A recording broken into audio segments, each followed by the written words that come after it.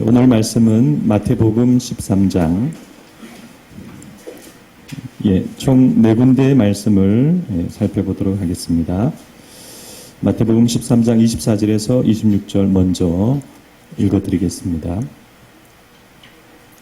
예수께서 그들 앞에 또 비유를 들어 이르시되 천국은 좋은 씨를 제 밭에 뿌린 사람과 같으니 사람들이 잘 때 그 원수가 와서 곡식 가운데 가라지를 돋부리고 갔더니 싹이 나고 결실할 때 가라지도 보이거늘. 31절, 33절 읽어드리겠습니다. 또 비유를 들어 이르시되 천국은 마치 사람이 자기 밭에 갖다 심은 겨자씨 한 알 같으니 이는 모든 씨보다 작은 것이로되 자란 후에는 풀보다 커서 나무가 되매 공중의 새들이 와서 그 가지에 깃들이느니라. 또 비유로 말씀하시되 천국은 마치 여자가 가루 서말 속에 갖다 넣어 전부 부풀게 한 누룩과 같으니라. 36절에서 40절 말씀 또 읽겠습니다. 이에 예수께서 무리를 떠나사 집에 들어가시니 제자들이 나와 이르되 밭의 가라지의 비유를 우리에게 설명하여 주소서. 대답하여 이르시되 좋은 씨를 뿌리는 이는 인자요 밭은 세상이요 좋은 씨는 천국의 아들들이요 가라지는 악한 자의 아들들이요 가라지를 뿌린 원수는 마귀요 추수 때는 세상 끝이요 추수꾼은 천사들이니 그런즉 가라지를 거두어 불에 사르는 것 같이 세상 끝에도 그러하리라. 마지막 44절에서 50절 말씀 읽어드리겠습니다. 천국은 마치 밭에 간 주인 보아와 같으니 사람이 이를 발견한 후 숨겨두고 기뻐하며 돌아가서 자기의 소유를 다 팔아 그 밭을 사느니라.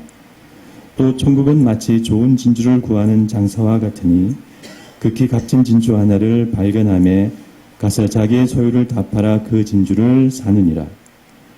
또 천국은 마치 바다에 치고 각종 물고기를 모는 그물과 같으니 그물에 가득함에 물가로 끌어내고 앉아서 좋은 것은 그릇에 담고 못된 것은 내버리느니라.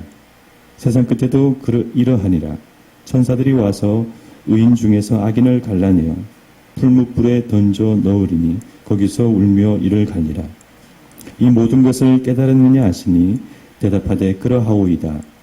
예수께서 이르시되 그러므로 천국의 제자된 서기관마다 마치 새것과 옛것을 그 곳간에서 내오는 집주인과 같으니라.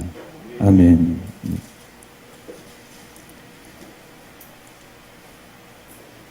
오늘 이 말씀을 가지고 가라지 비유와 천국의 비밀이라는 제목으로 말씀을 나누고자 합니다.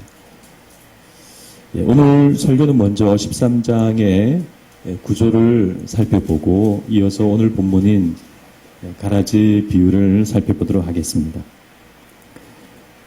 13장에 예수님께서 말씀하신 하나님 나라 비유 말씀은 1절부터 52절까지입니다.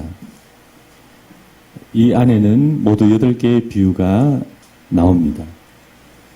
학자들은 이 8개의 비유가 어떤 구조로, 어떤 순서로 만들어져 있는지 오랫동안 연구했습니다.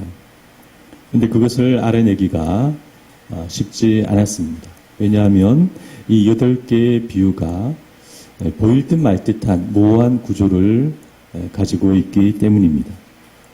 그래서 학자들마다 연구해서 다양한 의견을 내놓고 있습니다. 그래서 저는 이 중에 가장 좋다고 생각되는 견해를 뽑아서 그것을 중심으로 말씀을 드리고자 합니다. 첫 번째는 맨 마지막 비유인 이 8번째 비유를 이 하나님 나라 전체 비유에서 일단 제외하는 것입니다.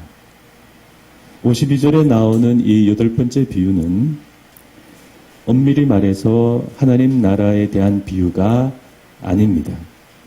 하나님 나라의 비유를 들은 제자들이 이제 이 말씀을 사람들에게 전해야 한다. 그런 내용의 비유이죠.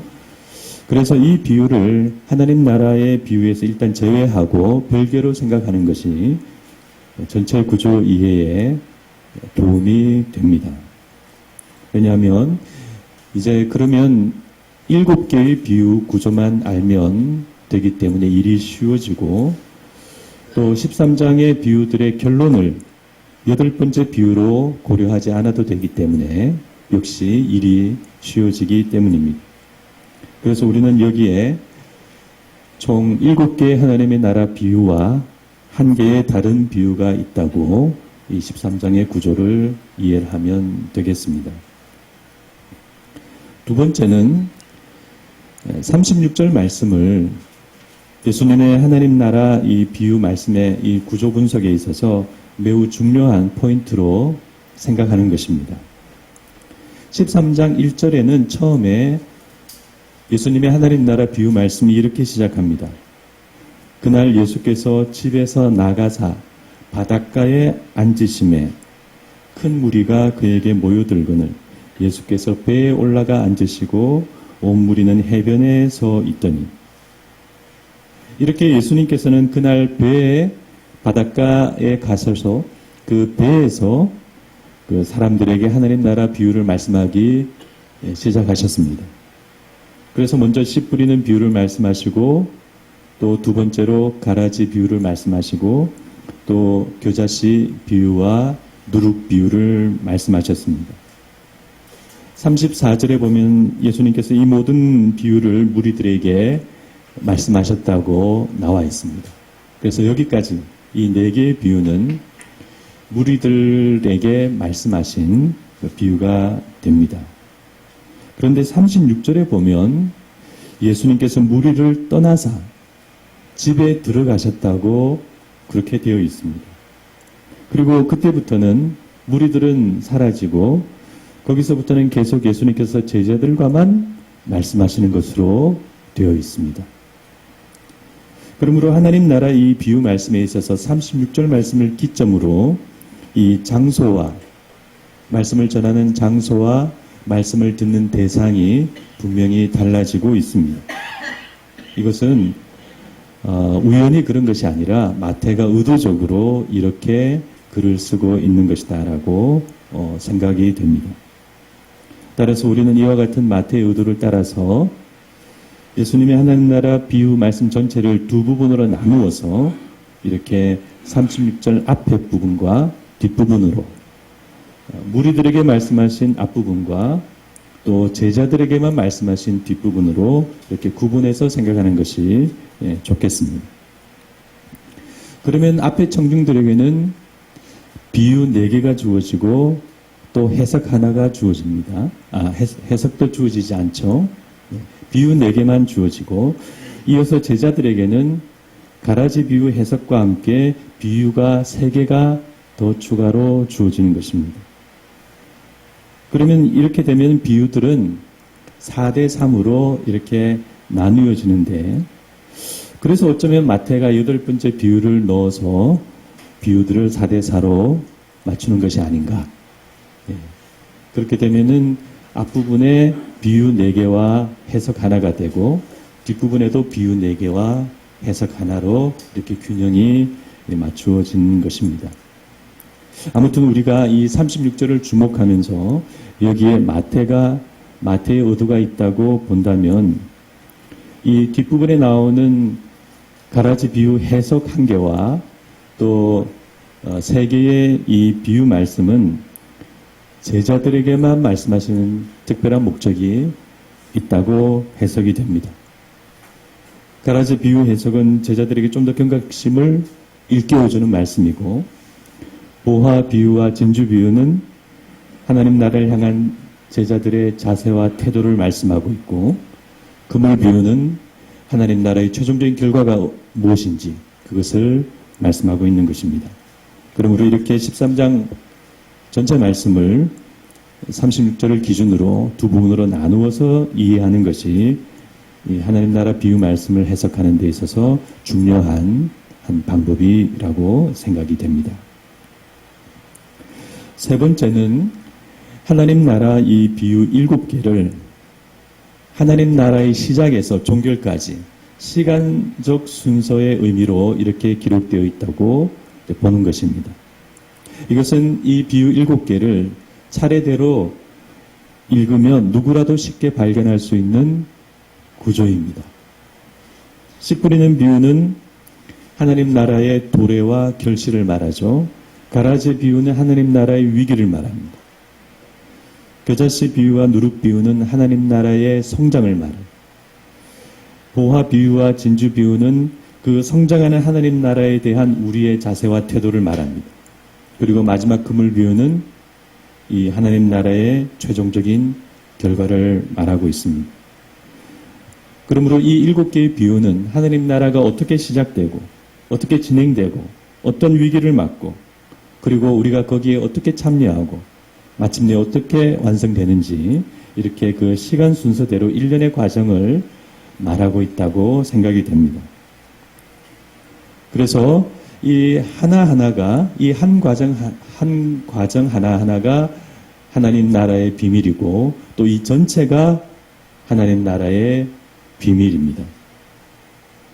되게 일반 사람들은 우리가 그저 교회에 모여서 종교 생활을 하고 있다고 생각을 합니다. 그러나 우리는 어떤 종교적 가르침을 따르고 종교적 활동을 하는 것이 아니라 하나님의 나라를 살아가는 사람들입니다. 그 나라의 삶을 살고 그 나라와 함께 성장하고 그리고 그 나라가 가는 곳으로 우리도 같이 가고 있는 사람들입니다. 그게 결국 종교생활 아니냐라고 말할지 모르지만 그렇지 않습니다. 종교생활이라는 것은 그 종교의 창시자의 가르침과 삶을 우리가 따르는 것이죠. 그렇지만 우리의 신앙생활이라는 것은 하나님께서 주도적으로 이루어 가시는 하나님의 나라에 우리가 참여하는 것, 우리가 거기에 편승하는 것입니다. 올라타는 것이죠. 그래서 이 주체와 원동력이 완전히 다른 것입니다. 그러므로 여러분들은 하나님께서 주도하시는 이 하나님 나라의 역사와 활동에 적극적으로 참여하시는 분들이 다 되시기를 바랍니다. 이 하나님의 나라의 이 구원 열차에 올라타시는 분들이 되시기를 바랍니다. 네 번째는 이 7개의 비유들 안에는 강약이 있고 즉 경중이 이제 있고 또 서로 짝이 있는 것으로 보여집니다. 7개의 비유가 그 의미와 중요성에 있어서 똑같이 동일하지 않다는 것은 분명해 보입니다. 그것은 어떤 것은 길고 어떤 것은 짧고 또 어떤 비유는 해석이 주어지고 어떤 비유는 해석이 없기 때문입니다. 씨 뿌리는 비유와 가라지 비유는 길죠. 그리고 그 비유들은 해석이 주어져 있습니다. 그런 점에서 이 두 비유가 특히 중요하다고 할 수 있습니다. 그리고 해석이 있는 비유가 하나 더 있습니다. 그게 뭘까요? 마지막 7번째 그물 비유입니다. 49절과 50절이 해석이죠. 세상 끝에도 이러하리라. 천사들이 와서 의인 중에서 악인을 갈라내어 풀무불에 던져 넣으리. 거기서 울며 이를 갈리라. 그러므로 7개의 하나님 나라 비유는 3개의 해석이 있는 비유와 4개의 해석이 없는 비유로 구성되어 있습니다. 그런 점에서 이 3개의 해석이 있는 비유들이 좀 더 중요하다고 생각할 수 있습니다. 그래서 씨 뿌리는 비유는 가장 기본적인 비유로서 중요하고 가라지 비유는 우리가 가장 주의해야 할 비유로서 중요하고 마지막 그물 비유는 이 결론으로서 중요한 비유가 되는 것입니다. 또 7개의 비유는 서로 2개씩 짝을 이루고 있다는 것도 우리가 여기서 발견할 수 있는 구조입니다. 씨 뿌리는 비유와 가라지 비유가 짝이 되고 겨자씨 비유와 누룩 비유가 짝이 되고 또 보화 비유와 진주 비유가 짝이 되어 있습니다. 그리고 이 비유들이 짝을 이루고 있다는 것은 그럼 무슨 의미인가 하면은 의미를 2번씩 강조해서 말하고 있다는 것입니다. 반복을 하는 것이죠. 의미를 잘 전달하기 위해서 2번씩 그렇게 말씀하고 있습니다. 그러면 이렇게 되면은 마지막 그물 비유 하나가 혼자 남게 되는데, 근데 생각해 보면은 이 그물 비유도 그 내용에 있어서는 가라지 비유와 짝을 이루고 있습니다. 그렇죠? 그물 비유는 못된 물고기, 좋은 물고기로 갈라지는데, 가라지 비유가 알곡과 가라지로 분명히 나뉘어져 있기 때문입니다. 네, 마태복음 13장의 구조에 대해서는 이 정도로 말씀을 드릴 수 있습니다. 여기까지는 누가 보더라도 이 13장의 구조를 동의할 수 있는 그런 내용들입니다. 그리고 여기서 이제 좀 더 들어가게 되면은 그것은 이제 좀 어색하고 무리한 자기만의 해석이 될 가능성이 높습니다. 그러면 이제 이런 13장 전체에 대한 이해를 우리가 바탕으로 오늘 이 가라지 비유를 이제 살펴보도록 하겠습니다. 우선 이 가라지 비유는 마가복음에는 나오지 않는 하나님 나라 비유입니다. 복음서 중에 마가복음이 제일 먼저 쓰였는데, 마가복음에는 씨 뿌리는 비유, 그리고 스스로 자라는 비유, 그리고 겨자씨 비유, 이렇게 세 가지 비유만 말씀하고 있습니다. 이것은 마가복음의 하나님 나라 비유 말씀은 하나님의 나라가 씨가 뿌려져서 풍성히 자라는 것만을 말씀하고 있는 것이죠. 이것은 희망적으로 하나님의 나라를 전망하고 있다는 의미입니다. 그러면 마가복음은 왜 그런 하나님 나라에 대한 낙관적인 전망만을 기록하고 있을까요? 그것은 마가복음이 최초에 나온 초기 복음서로서 임박한 종말론을 배경으로 기록된 복음서이기 때문입니다. 곧 주님이 다시 오신다고 그때는 생각했습니다. 그러나 우리가 아는 바처럼 당시 세상은 혼란스럽고 또 종말론적인 분위기를 가졌지만 주님이 금방 다시 오시지 않았습니다.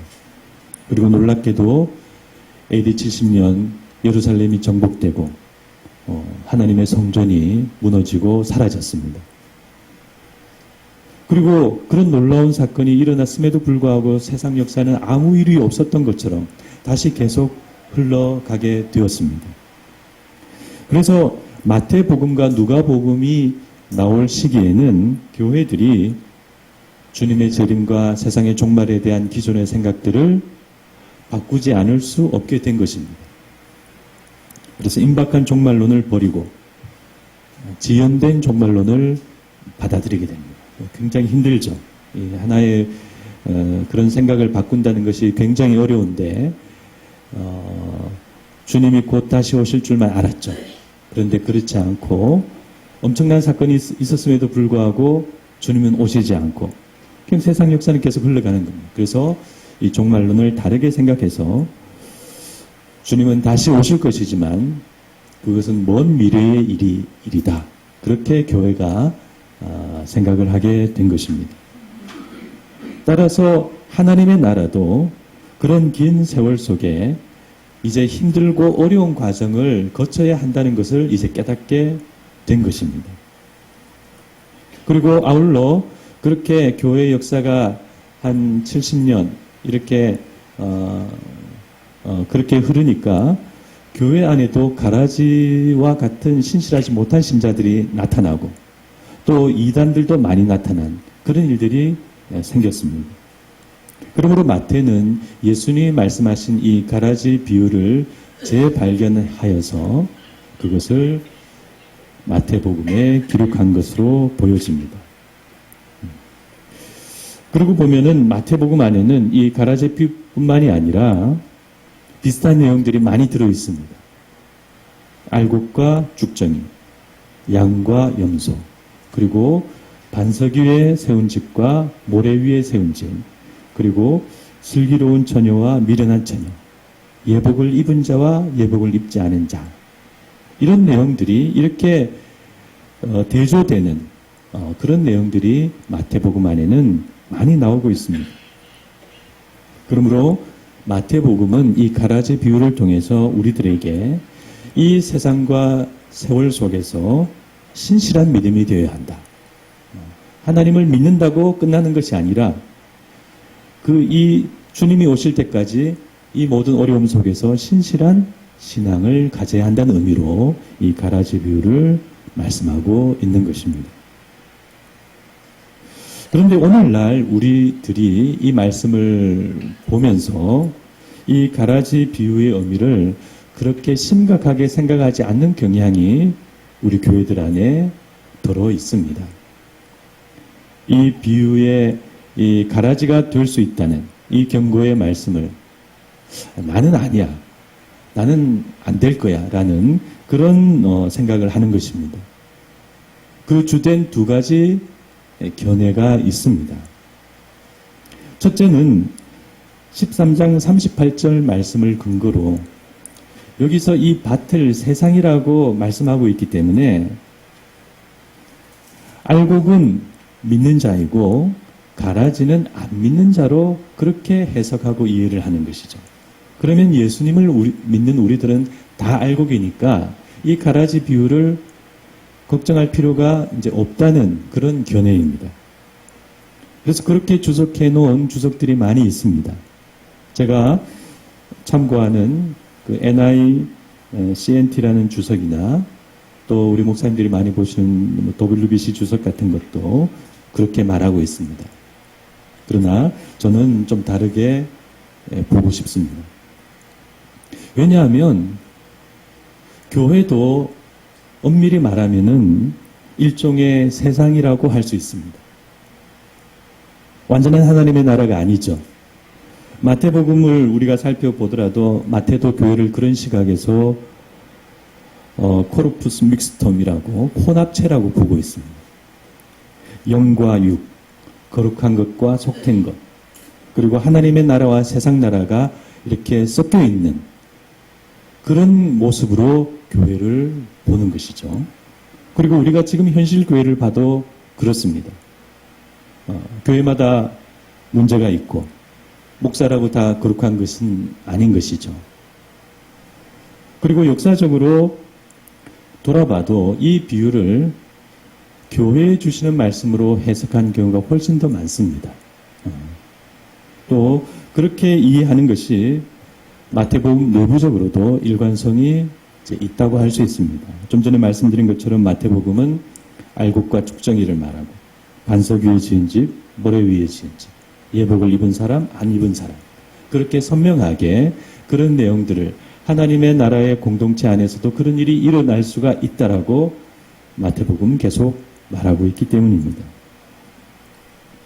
또 특히 15장 13절을 보면 예수님께서 바리새인들을 향해서 이렇게 말씀한 내용이 나옵니다.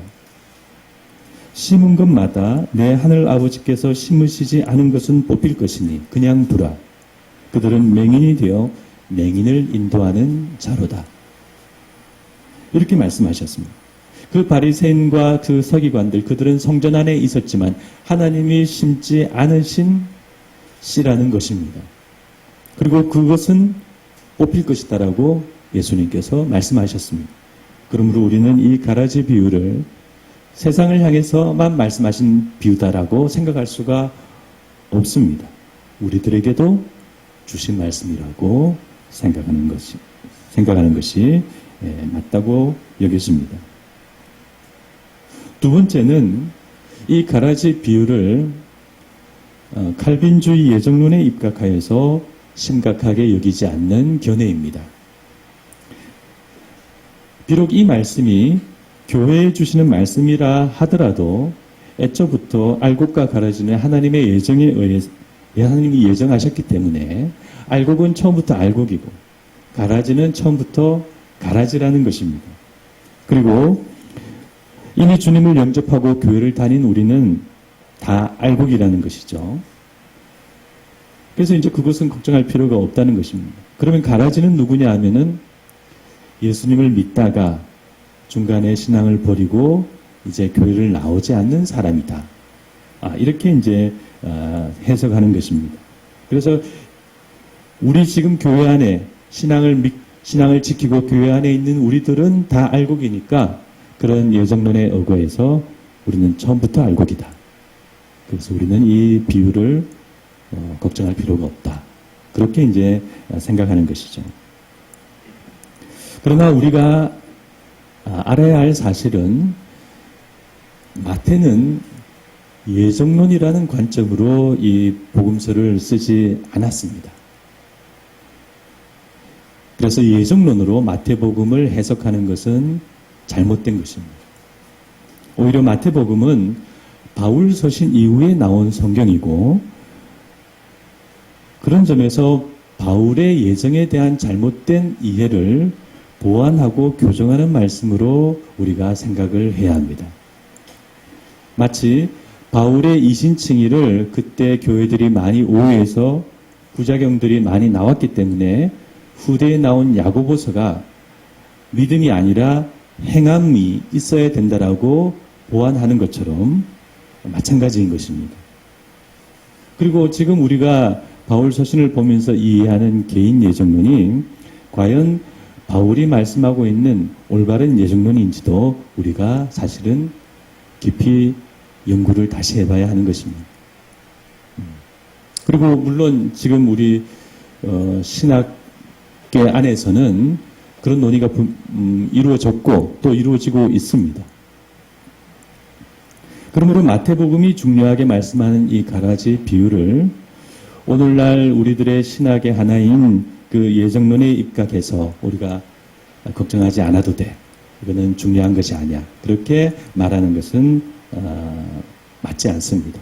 신학적 예정론은 계속해서 발전하고 있는 중입니다. 따라서 우리는 이 가라지 비유를 나와 무관한 말씀으로 그렇게 가볍게 생각해서는 안 됩니다. 우리 교회들에게 주시는 말씀으로 이 가라지는 나도 될 수 있고 또 우리도 될 수 있고 그런 말씀으로 우리가 이해를 해야 하는 것입니다. 여러분, 이 가라지는 논이나 밭에서 자라는 어떤 피 또는 강아지 풀가의 어떤 잡초 종류가 아니에요. 이것은 우리말 성경이 번역을 할 때 좀 잘못한 번역이라고 생각됩니다. 본래 가라지는 그런 것이거든요. 곡식과 종류가 완전히 다릅니다. 그러나 성경사전을 보면 이 가라지를 뭐라고 이야기하냐면은 독보리라고 설명을 해놓고 있습니다. 독보리는 다른 말로 하면은 깐뿌기입니다. 이것은 벼나 보리, 또 밀이나 수수, 옥수수 같은 모든 종류의 곡식에 나타나는 그런 이제 병이죠. 원래 곡식이 깐뿌기균에 의해서 오염이 돼서 가을이 되고 추수 때에 그 곡식의 나달이 검게 변하는 그런 병을 말하는 것입니다.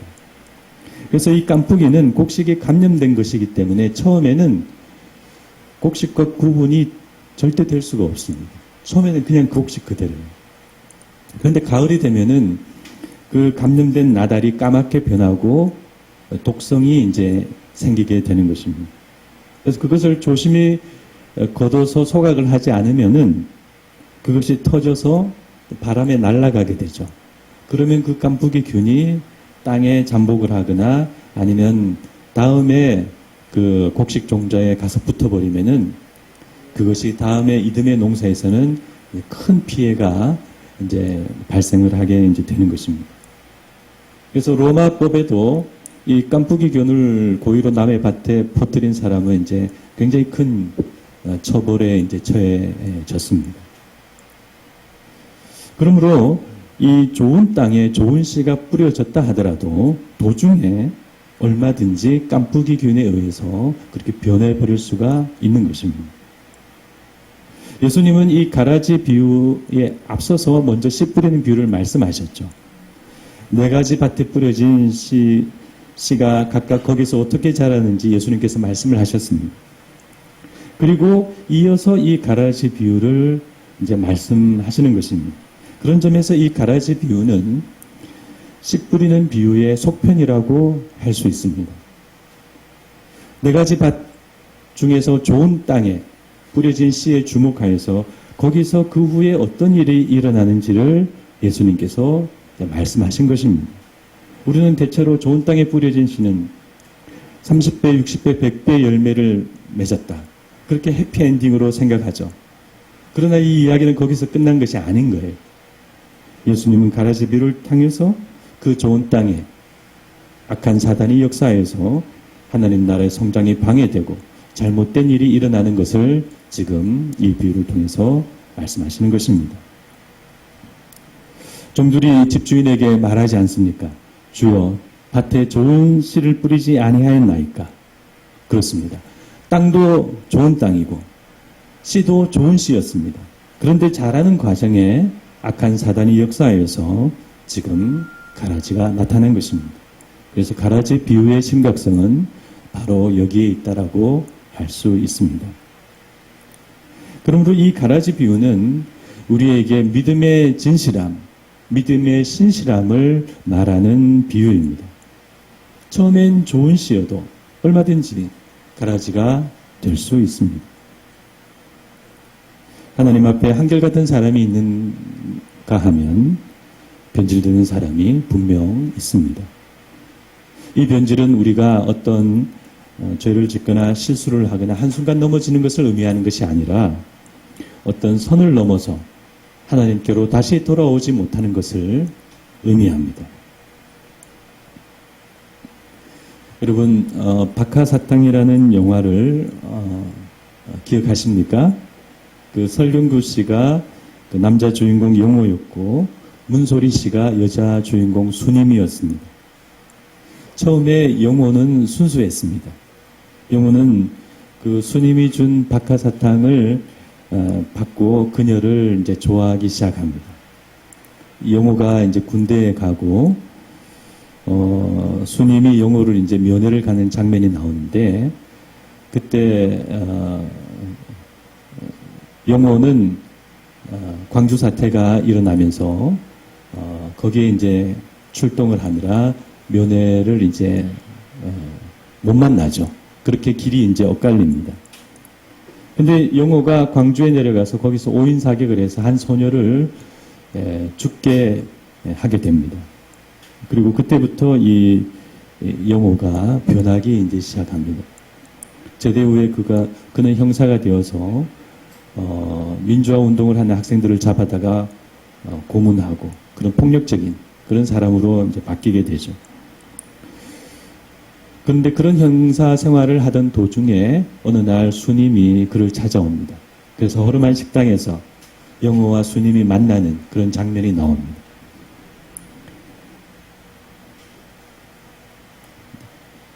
수님이 이제 다시 사랑을 이제 이야기하고 만날 것을 요청했는데 영호는 더러워진 자기 손을 보면서 그 사랑을 이제 거절하게 됩니다. 순수한 그녀를 만나기엔 자기 이미 너무 더럽혀졌다라고 생각했기 때문입니다. 그 후에 그 영호는 다른 사람과 결혼하고 또 그러면서 수님이 없는 그의 삶은 점점 더 잘못된 길로 이제 걸어가게 됩니다. 그래서 결국은 그 영호가 우리가 그 박하사탕에서 우리가 잘 알고 있는 장면, 그 철길 위에서 마지막 나 돌아갈래라고 소리치는 그 장면에까지 결국은 이제 가게 되는 것입니다. 이 영화에 대한 해석은 다양하지만 아무튼 이 영화는 한 사람이 순수했던 한 사람이 어떻게 점점 타락해져 가는지를 잘 보여주는 그런 영화입니다. 사람은 실수하고 넘어질 수가 있습니다. 큰 죄를 지을 수도 있습니다. 그런데 변질은 그런 정도의 넘어짐이 아닙니다. 생각의 근본적인 틀이 달라지고 그 영혼 안에서 근본적인 변질이 오고 이 영적으로 해결을 할 수가 없고 그래서 결국은 종자가 달라지는 것. 그것이 바로 가라지가 되는 것입니다. 그러므로 이 가라지 비유는 우리에게 늘 깨어있는 신앙을 말씀합니다. 깨어있는 신앙은 변하지 않는 신앙입니다. 세상과 사단은 우리에게 계속해서 우리 삶 속에서 변하도록 역사하고 있습니다. 하나님에 대한 믿음을 변질시키고 하나님을 믿지 말고 세상을 따라 살도록 계속해서 우리에게 그런 악한 씨를 뿌리고 있습니다. 아무쪼록 우리 드레핀 믿음찬 교회 성도님들은 한결같은 순수한 믿음, 신앙을 가지시는 여러분들이 다 되시기를 주님의 이름으로 축원드립니다. 네, 기도하시겠습니다.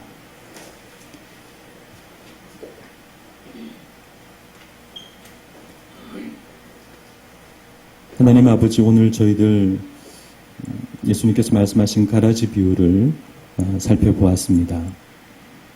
저희들이 이 비유를 가볍게 생각하지 않게 하여 주시고 믿음의 경각심을 가지고 우리 믿음의 신실함을 말하는 비유로 잘 받아들이게 하여 주시옵소서. 물론 너무 두려워할 필요도 없지만 우리가 깨어있는, 우리에게 깨어있으라고 주시는 말씀으로 이해하고 이 말씀을 믿음으로 받아들이게 하여 주시옵시고 우리가 이 세상을 살아가는 동안에 변하지 않는, 하나님에 대한 첫사랑을 잊어버리지 않는 그런 믿음의 사람들이 다 될 수 있도록 인도하여 주시옵소서. 지금은 우리 주 예수 그리스도의 크신 은혜와 하나님 아버지의 무한하신 사랑과 성령님의 감화 감동 교통하심이 이 가라지 비유를 보고 믿음의 경각심을 갖기를 원하는 여기 있는 모든 분들 머리 위에 지금부터 영원토록 함께 있을지어다. 아멘.